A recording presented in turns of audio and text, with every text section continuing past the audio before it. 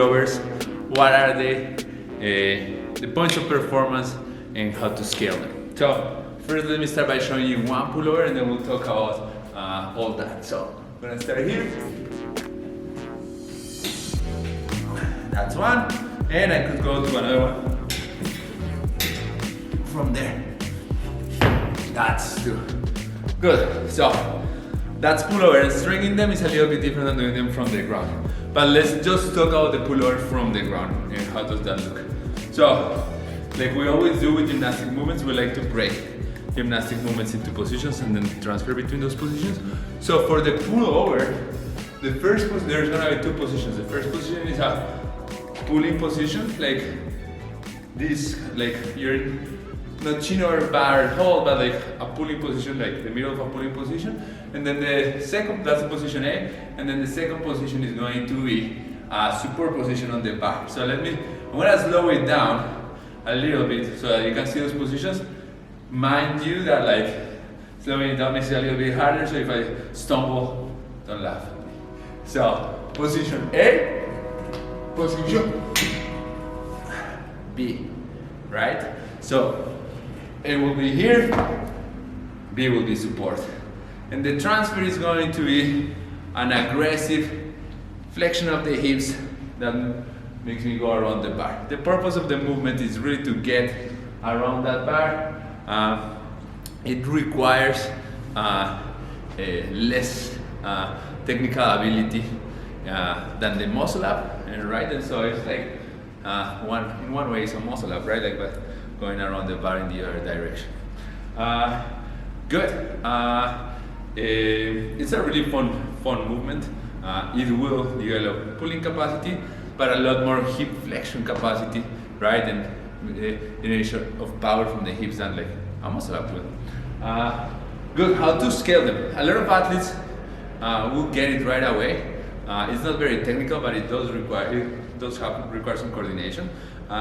Remind your athletes to bend the arms before they go up.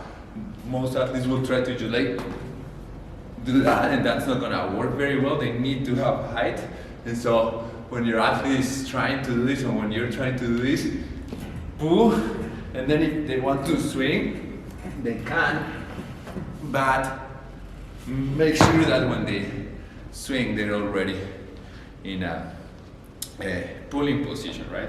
That will make the whole thing easier. Good. Ways to scale this. The first thing to do is, well, make sure that your athlete can actually pull a little bit. Like they should be able to do one strict pull up or something around there, otherwise it's gonna be way too hard. And make sure that they have some toes to bar capacity, right? Like they don't have to have a full strict toes to bar, but they should be proficient with the movement at least. Good. So if they have those two things, have them trying the full pullover or a jumping pullover variation, right? And so we're gonna use momentum from the jump just to get ourselves over there. So I'm gonna set up a box here, and just like I would do if I were doing a jumping muscle up or a jumping pull up, I'm gonna come down and do one pullover. So what you wanna tell your athletes is that they're gonna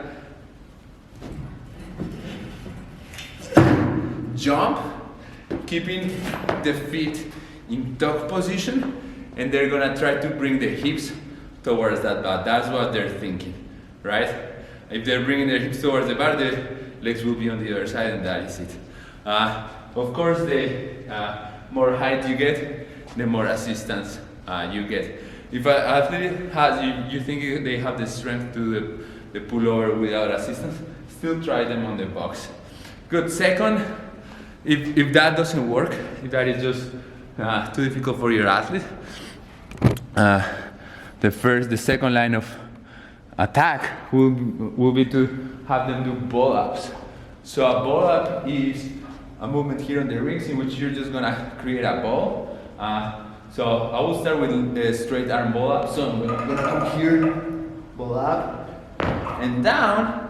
And if they can handle that, I'm gonna have them ball up with arms bent. Right? They don't have to go all the way into a skin the cat if you don't want to, but if you want to, you can have them do that. and that will be my second scaling option, right? So what you're doing is decreasing how high the hips have to go, right? The rings are great for that. So this will be a very, very useful scaling for most people, even people that like has pullovers, but like if they die too fast, this is the way to go. And the last, there. So what you'll do is you're gonna do a ball up on the low rings, right? So you start from the ground, and you'll ask your athlete to try to do a ball up. This is great for athletes for which the rings and the ball up on the rings, on the high rings, is scary. And this might be really hard for most people, so you can actually try them to jump up, or have a spotter, a friend, or a box in which they can have my athlete try to walk and just try to use that box to go a little bit over. I think that's it. So those are your scaling options for pullovers. A fun movement. Here I try. Let me know how it goes.